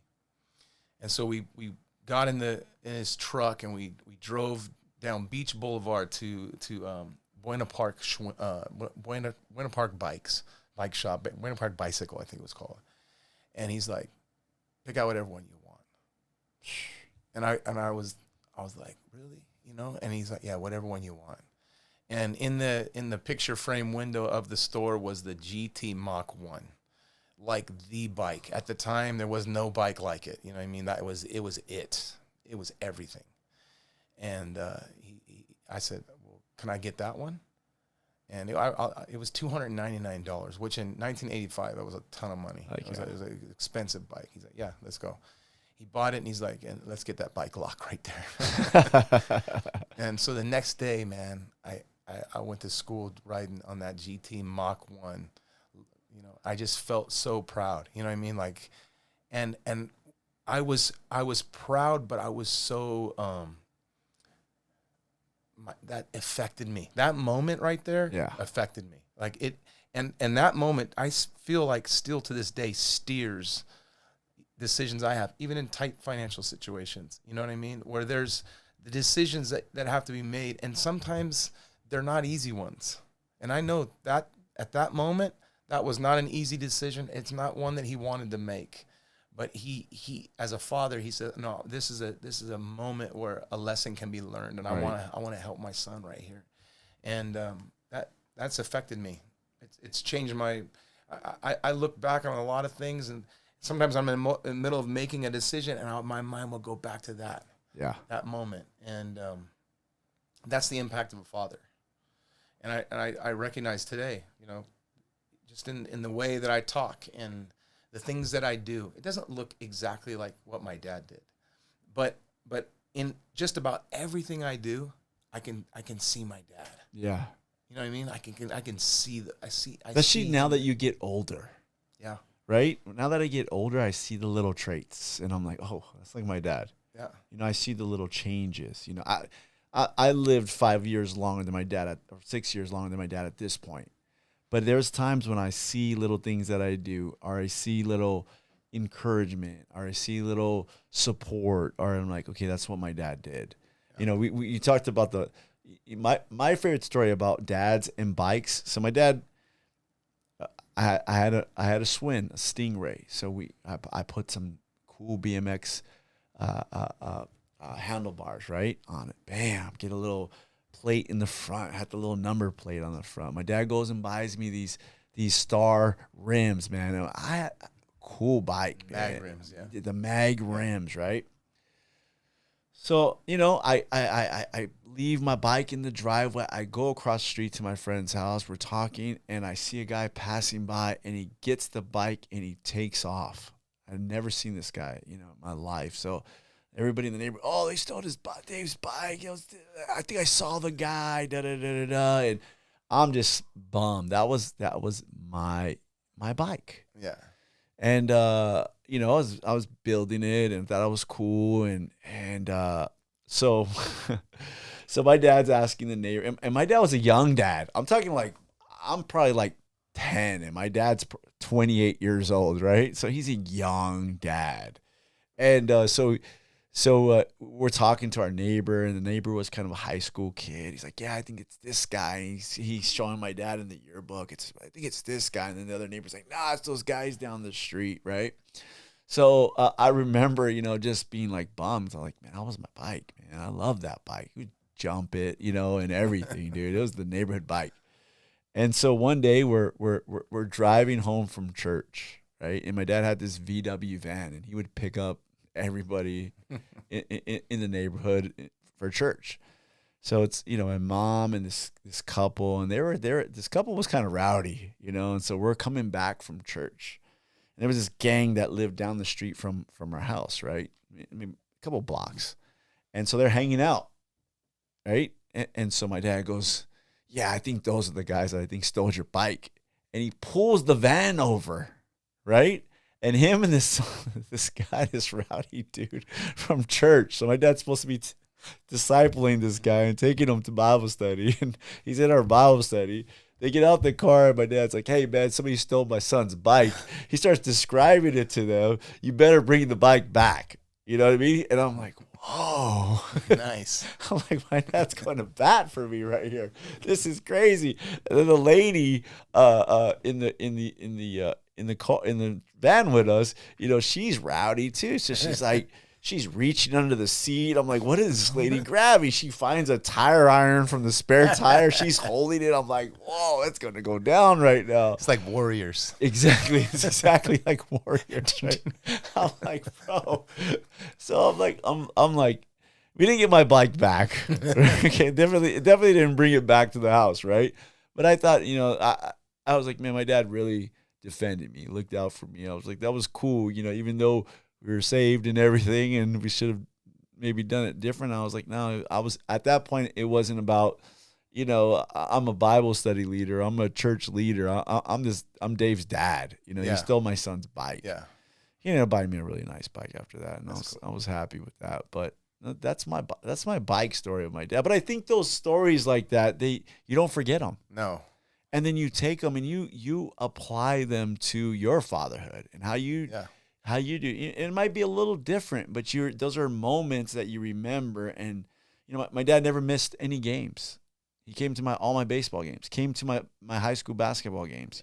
Sometimes the away games, And so those things, and so they were always important. I need to show up. Yep. I need to show up. I need to be there. I need to support them. What do they want to do? Okay, I'm supporting it. Yep. And I think those were things. My dad, I wanted to be a rapper. And he'd get a kick because he worked out of for the gas company out of the Compton office. So he would come and he would pass by Compton swap meet, and he'd pull into the swap meet, go in there, and he'd find an instrumental on an album. Oh, I found this instrumental for you to rap to. Nice. And then he'd take it from the album and he recorded onto tape. I put it on tape for you. They didn't have the tape. They only had the album. Put the instrumental on it. Make a rap song to it. Oh, this is great. Yeah.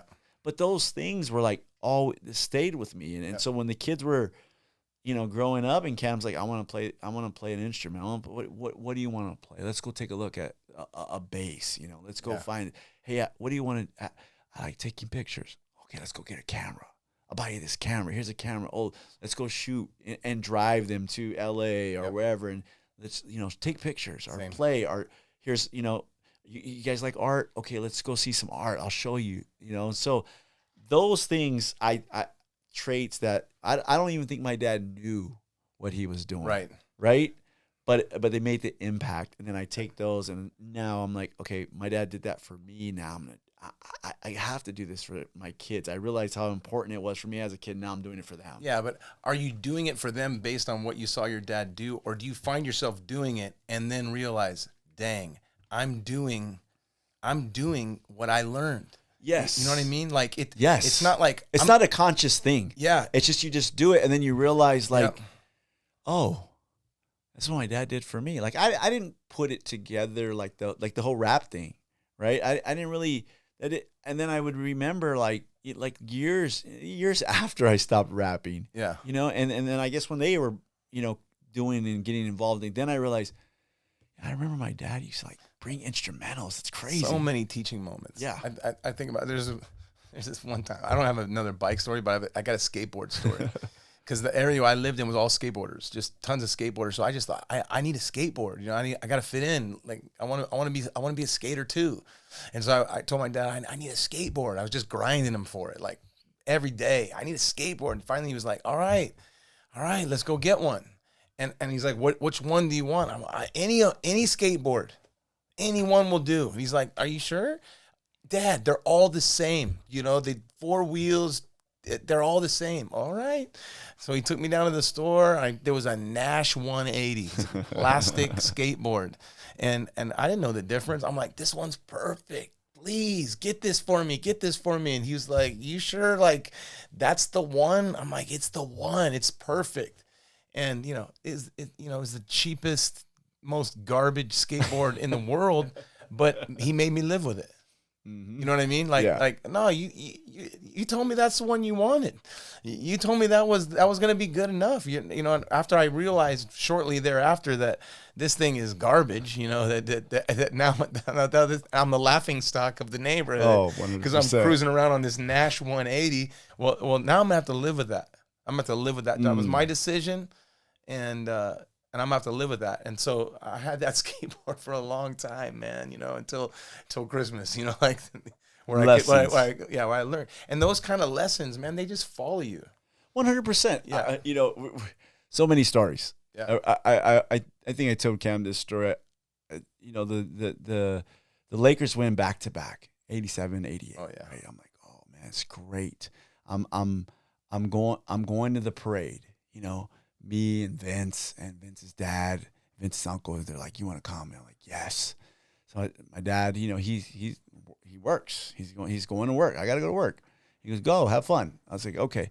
He goes, don't wear your new shoes. Okay, so he worked hard to get me like nice shoes, basketball shoes. I didn't have a lot of great clothes when I was young, but some way, somehow, I always found great shoes. And that's my thing. If you have good shoes, your outfit's going to look 10 times better. If your outfit sucks and you have sucky shoes, it's always going to be all bad, right? So I'm like, okay. So my dad tells me, don't wear your new shoes. Now, you got to understand, this is the height of Lakerdom, right? And they were the brand new New Balance James Worthy. James Worthy's. Yeah. The James Worthies, Yes. bro. And my dad had a buddy that had had a buddy at the gas company that would sell shoes and jerseys and all this stuff. He's like, got you the New Balance from Chester. I'm like, great. And so I'm fired up, right? I want to wear these shoes to the parade, of course. Yeah, they're purple and gold. 1,000%. I want to wear these shoes. So I'm like, don't wear them. I was like, okay. Well, you know what happens when he leaves to work? I put on the James Worthies, man. I'm wearing them. I don't care. I'm going to probably be home before he gets home anyways. I wear the shoes to the parade. Now, the Lakers would have the parade at City Hall, right? You'd walk up. They'd be right in front of City Hall. Everybody would just come on the grass, on the stairs, wherever you can fit. Yeah. You know, I think at one point we were on top of the bus stops up there, just sitting there watching the parade, and then they came to speak, and we tried to move closer. And I remember walking up on the City Hall, and I remember something catching my foot. And when I looked down, there was this pipe that was sticking out of the grass, a pipe, and it was like pinched, so it had a sharp edge. It ripped my New Balance from like the laces all the way to the tip. I mean, it was like the biggest fluke. Didn't touch my foot, didn't scrape my foot, but it ripped that leather right in half down like the Red Sea. Boom. And I was just like, oh, there is no fix for this. There's no glue. This is not a scrape, and you buy the white shoe dye with the little sponge on it and put it on there. There's no fix. There's nothing. I went home and I was just like, devastated. Yeah, I was devastated. Number one, because we didn't have a lot of money, and those shoes probably would have to last me like the rest of that year of school, right? And then I have to tell my dad. So not only do I have to tell my dad, I know what he's gonna say. Well, you're gonna have to wear the shoes your old ones. Sure enough, I told my dad, hey, Dad, you know, I told you not to wear those. And just matter of fact, he goes, now you're going to have to wear your old shoes. That's just it. And what a lesson to learn. So for the rest of the school year, I don't think it's like 3 or 4 months left or whatever it was, the last semester, I'm rocking freaking, I don't even know what they were, but I know they were thrashed. They were thrashed. I mean, the lessons we learn as kids, you know, and then like you said, we subconsciously pass that to our children, and it's embedded in our head. Yep. You know, is there any non-negotiable traits that every father should have, in your opinion? There's just some things like, man, you need X, Y, Z, whatever it may be, to be a good father, be a good Christian father. Oh man, I think there's a ton of them. Well, what are some ones that just, for me, like when I like, of course, God's first. That not ministry, but God, and I'm talking like prayer, another subconscious thing, right? I didn't know what my dad was doing, waking up every morning, being on, you know, reading His Word, praying. But I think showing the kids God, you know, and making sure you're the same guy at church that you are at home. You know what I mean? I think for me, that's like number one, because it doesn't matter the guy you're at church. The guy they're gonna matter the most to them, the guy you're at home. Yep. I think that one for me is like top. I think provider, protector, I think those are like right in there. I think a coach. I have to coach my kids. Yeah. You know, I'm not a dad cop, and I'm not your dad buddy, but I'm somewhere in the middle. I'm a coach. I'm a dad coach. So I got to be a little bit hard when I need to be a little bit hard. I got to be a little bit, you know, softer and nice when I need to be nice. So I always like relate it to a coach. Yeah. But those are some of the things like I feel like every father, that should be some things you need Like those are the foundational things for me. I feel like some of those things, I don't even know if I would say I've thought about that. What I've seen, I've tried to do. And so I've seen that in my certain non-negotiables that were my dad. I've tried to do the same thing. And so he was like that. He was, whatever he was saying at church, he was high integrity, high character. And so it wasn't, okay, I'm on stage, I'm one person, and then come home and be a tyrant or somebody totally different. It was the same. He was extremely honest.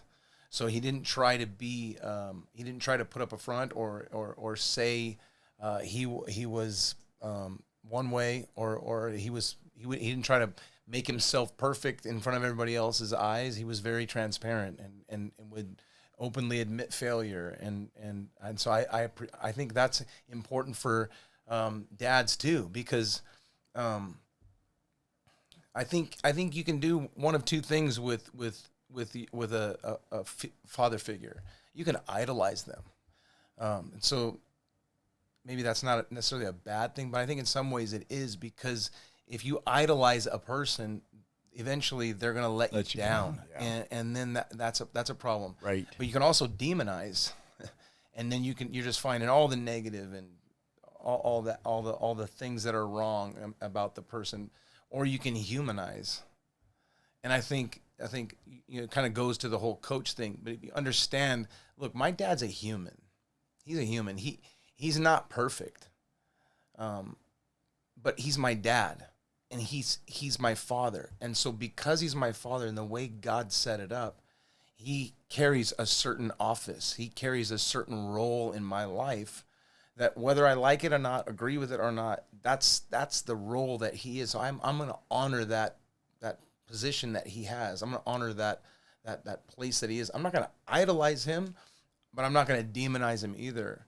I'm going to recognize that he's a human, and I'm going to learn from him. Now, my dad has been an excellent role model for me. And so all the things that you mentioned, to me, I saw that in him. And so I don't really think about what are the things that has to be in a father. I just have tried to do what's right. I think that's, as far as for me personally, I haven't thought like, well, I got to do this to be a good father. I've thought, no, I'm just going to, in every scenario, I'm just going to do my best. I'm going to do what's right. And sometimes that's worked out well. Other times I made mistakes, but I think my kids, what they recognize in me is that I love them. I unconditionally love them. I love them with all my heart. I think they recognize I will sacrifice for them. Mm-hmm. That if they needed help, that they can rely on me. I'll be there for them. I think that's important in a father, and that's what I've needed as a son. I've needed someone to help me when I don't know what to do. I've needed someone to help me fix something when it was broken. I needed advice when my mind was going nuts. Like, that's what I needed in a dad. And so that's what I've tried to be for my kids. And I haven't been perfect at it, but I've always tried to do what's right. Mm-hmm. And I think my kids would attest to that. I think they would say, yeah, our dad isn't perfect, but we know that he's always tried to do what's right. He's tried to be godly. He's tried to pattern his life after the word of God. He's a student of God's word. And so I think if any dad does that, I think if they attempt at that, I think they're going to be more successful than not. Right. I think that's the biggest thing. Lastly, I think I wanted to ask you, what is the best thing about your dad? If you can pick out one thing that you're just like, I mean, I admire him for so many reasons. Like I said earlier, I could tell you story after story after story of the things that we've done and gone through, and trips we've made, and missions we've gone on together, stages that we've shared. I mean, there's just so many stories. But I think one of the most impactful things that he said to me, and he did it in two different ways.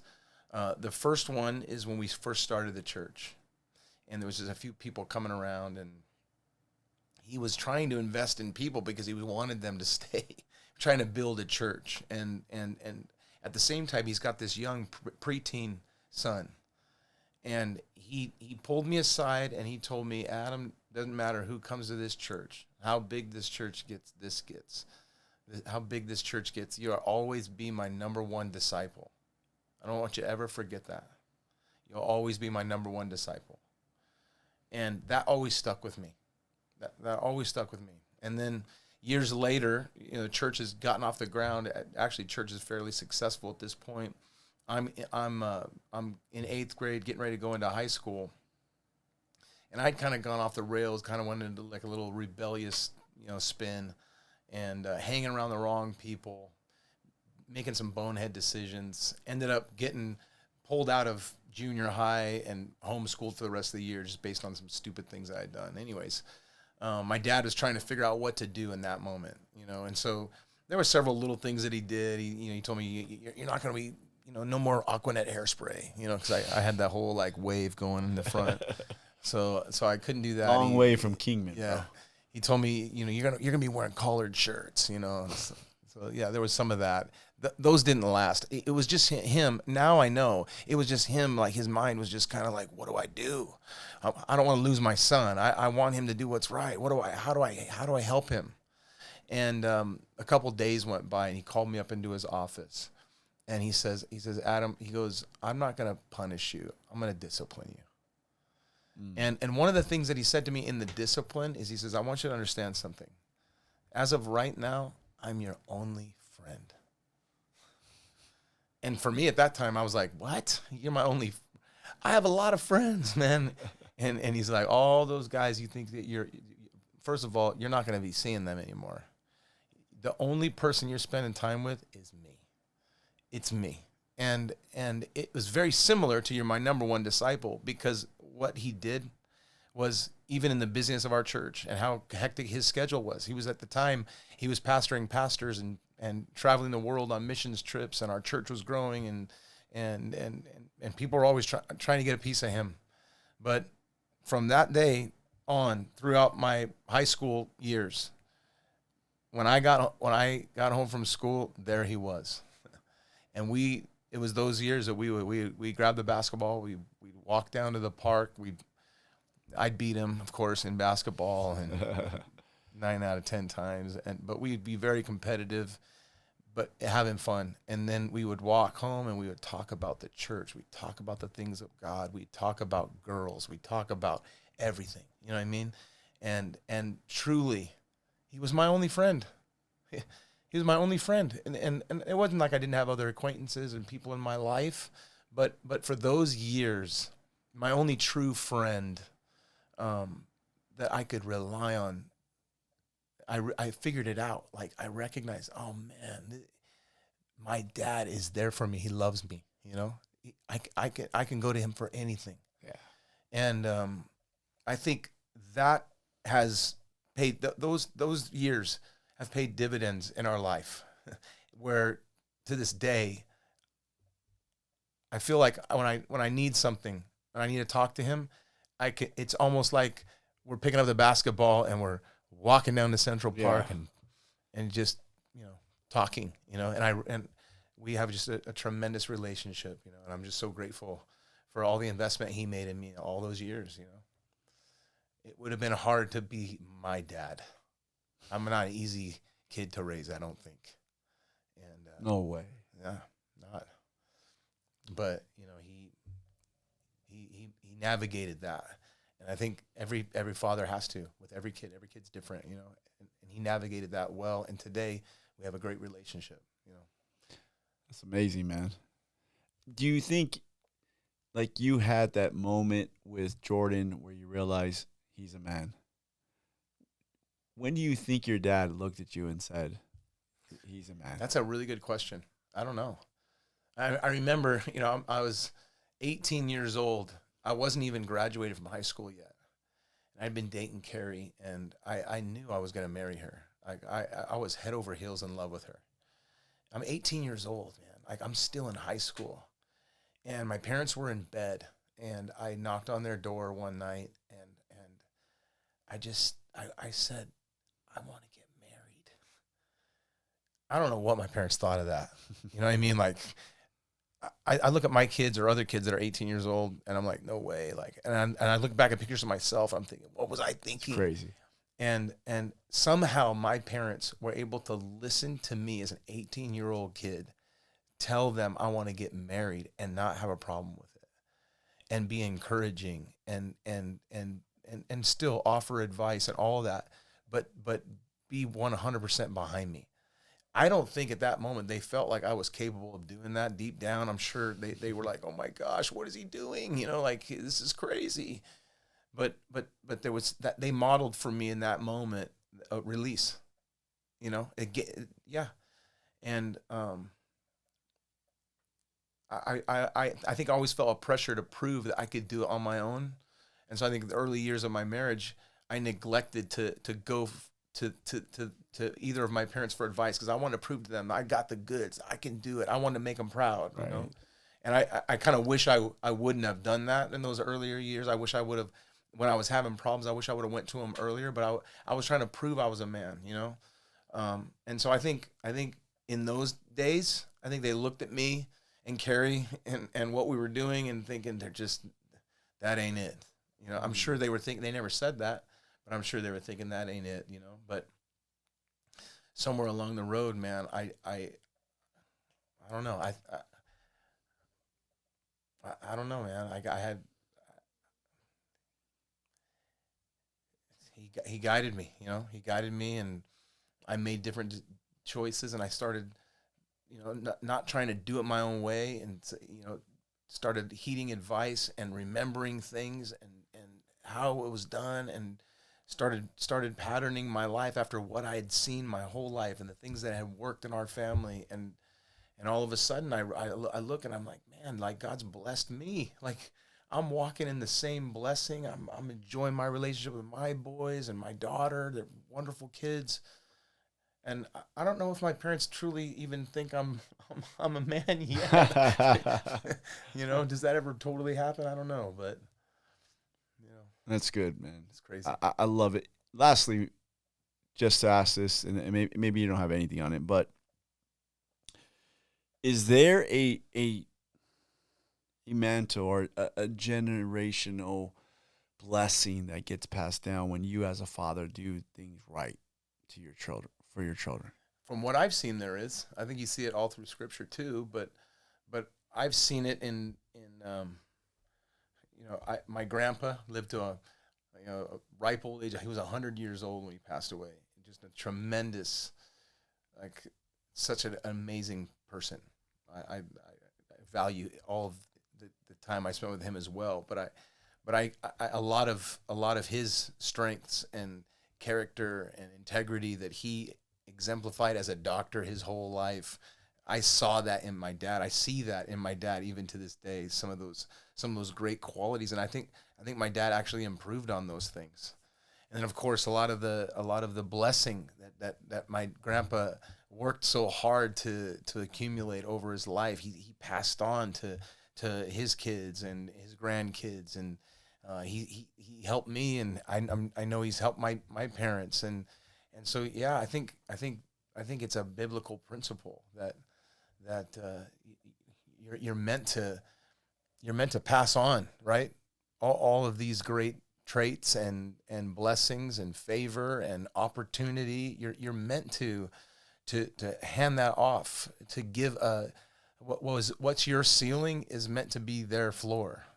That's my dad's prayer all along was, God, let what Adam does far exceed anything that I could do. And my feelings is the same towards my kids. God, I want them to be do in their lives 100 times what I've ever seen, what only I could ever dream of. Let it happen in their life. And so I feel like that's happening in the Friedrich family for sure. I see it happening in our family, but I've also witnessed it in others as well. So yeah, I absolutely, 100%. I think why not start now? Like, it's easy to say, well, I didn't have that. I didn't have that sort of blessing, or I didn't have that sort of opportunity like you had, Adam. I didn't get that same chance. I say, well, why not start it then for your kid? Why? Yeah, you can't change the past. You can't go back and fix that. It is what it is. There's a lot that got you to this point that you can be grateful for, and there's some decisions that you can change and things that you can do. Choices that you can make that can set your family up to take a step forward. And so let the past go away. Like let it go and start fresh and say, you know what, I'm gonna give my children my ceiling is gonna be their floor. I'm gonna give them a launching pad. I'm gonna give them something to start with. And that can be all sorts of things. It's not necessarily finances, but it can be. That's part of it. But it's so many other things too. It's just the way that you do things, your character, your integrity, your values, passing along values that your children can take with them and flow through the next generation. Yeah, it's so important. Good stuff, man. Yeah, man. I appreciate you coming out. It's good to be here. It was fun. It was. It's always fun. I appreciate all you do at church and the example you set, man, and the fatherhood. It's just amazing to be a part, you know, and to see that and spend time with you and have fun and laugh and joke around, and we can do that. Talk serious. We can do too. that. Yeah. But it's good to have another father to, you know, get some advice from and to learn from and get some encouragement once in a while. Yeah. Laugh about things. We need it. We all need it. We do. Yeah. Find somebody out there. Well, you know, we do one last thing here on the Street Gospel podcast. It's Furious 5. 5 furious questions. You've been here before. Yep. You know what it's all about. Do it. Question number 1 on the Street Gospel. I love this beat, by the way. It's dope, huh? It is a good one. Is this the one your dad gave you from the? I wish that would have been cool. Huh? I know the one he gave me. It's pretty. It's Proper Dose. That was it was 2 Mexican guys, so it was a cool name, right? Proper Dose, but it was DOS, not like dose, like a dose. Mexican Power, and it was Cutie Pie remixed beat. It was that same I have beat. no idea what that is. Yeah, I know. I'll send you the beat. Okay. Question number 1 on the Street Gospel Furious 5. If you go back and change one thing about your fatherhood. About my father? No, about like what your father, like you being a father, what would it be? Oh, it would definitely be raising my voice to Jordan. You know, if I could take back some of those, I was in moments of frustration. If I could take back, raising my voice to heated levels, I would take it back in a heartbeat. Oh, it's a good one. Yeah. Question number 2 on the Street Gospel Furious 5. Who, in your opinion, is the greatest father on TV? Sitcom, whatever. I got one. I'm not a big TV guy. Back in the day. I'm thinking, man, like Leave It to Beaver's dad. Really? Mr. What was his Mr. name? Cleaver. Mr. Cleaver. Dude. I don't know why, but that's the only one I can think of right now. Charles Ingalls. Oh, yeah. Little House on the Prairie. He was down, dude. He'd be fighting people and everything, sticking up. Albert was doing drugs at the end, you know what I mean? I love it. Okay. Question number 3. On the Street Gospel Furious 5. He wasn't a great guy, though. He was a great... Charles Ingalls, he went to work every day. He loved his wife. He loved God. He defended... What about the episode when I didn't watch that stuff, man. Like, come on, dude. I was like Dukes of Hazzard. Magnum PI, bro. You were watching that stuff when you were that young? The Brady Bunch, man. I wasn't allowed to watch that stuff. Brady Bunch. Okay. That's not a good one. I can't say he was a good dad. Come on. It's kind of hard to look at him now as that dad. Yeah. I don't know, man. All right, bad question. Okay, you're supposed to help me here. That's a tough one, dude. You're supposed to help me here, man. It's Uncle Phil. Fresh Prince of Bel-Air. That's There a you good go. one. Who did you say, Kev? You're a TV He's butt. not even- Greatest dad on TV. Like, That's a stump. It's a Oh, stump. he's a millennial, dude. They didn't have dads. They had two dads. The show. I like the Full House trio. Okay, yeah, there we go. Yeah, All right. Uncle Jesse. Yeah, It's a messed up situation. Yeah, it was a too. messed It's up. a Right? jacked up Three situation. dads, you know, in Yeah, San Francisco. That's Three dads in San Francisco. I don't super know, man. weird. It's pretty. Commando. Commando. He was a good dad. He was. He saved his daughter. Yeah, that's kind of true. No wonder American families are a mess, That's man. the only examples we Yeah, have, it's dude, so on horrible. on TV, man. It's either two dads or no dad. Mr. Belding. Mr. Belding. Question number 3 of the Street Gospel for years 5. Where do you take your dad to go eat when you guys go out? Oh man, we go to a lot of places. Most recently went to the Water Grill. Nice. I took my mom there for Mother's Day. He liked that. I mean, we've gone to Finney's. I like Finney's. We kind of Finney's is good. We go to a lot of places. Yeah, I realized that we went to Finney's for Cam's birthday last year. Yeah. The one over here. But yeah, when we went the other day, I loved it. Yeah, Finney's is good. I mean, for my 50th birthday, they took me to the Brazilian. What's the name of that place? The Brazilian. Fogo de Chao? Not the other one. Texas. Texas de Brazil. Oh yeah, I've Yeah. been there before. It's amazing. It is amazing. Yeah. It's a cool place. Yeah, my dad took care of that for the whole family. It was amazing. It was a good one. What a blessing. It was. That's generational right there. Because I only went because somebody gave me a gift card, and it didn't even cover half of the bill. That's a trip. Question number 4 on the Street Gospel of Furious 5. What's your main advice to a young father in your church that comes up to you and just says, I want to be a good dad? What do you tell that guy? Find a dad that you admire and model your life. Ask questions. Model your life after him. That's what I would do. That's what I did. I had a good dad. I modeled after that. And so there's so many examples. There's a ton of examples in our church. And so I'll try to introduce them to a few. They probably already know a few. And I'll say, hey, look, why don't you, I'll try to maybe sync them up with kids that are of similar age and say, hey, find a dad that you love the way that relationship looks and model and ask questions and you can do it. So good. Question number 5 on the Street Gospel Furious 5. What's the most favorite thing you like to do with your kids? I love going to the lake, and I love that because I used to do that with my dad. We would go camping and we'd take the boat out and we would cruise the lake and just enjoy that. And so being at the lake with my kids every summer, greatest memories, man. Greatest memories. I love it so much, and I love that they love it. So cool. yeah, I'm looking forward to doing it with my grandkids. Right? Too. Yeah. Fun. Let's go. That's gonna be a whole nother realm. Yep. Thanks for coming out to the Street Gospel Furious. Thanks for having me, man. We appreciate you. We love you. Everybody out there, come visit us at church. Elevate Ministries in Orange. Great church. Preach the word. Family oriented. It's just so many good things there. It's a good one. It's a good church. I love that church. I wouldn't just say that. It's a good church. I would bet on it.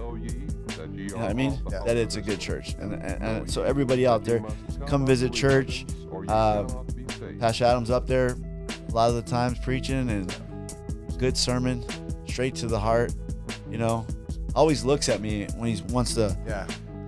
Well, when I feel like you need to hear it. I know. You always come to my side, and then you look right at me. You know, I love when you tell me that you're gonna do that to me, because I'm like paying attention, waiting for it to happen, and you're like, I love it. I appreciate you, man. Love you. Love you too. Thank you for supporting the podcast too. Yes, sir. Long supporters of the podcast, and much appreciated. A lot of good stuff. Yep. Love you. Love you too. Everybody, we out. Peace.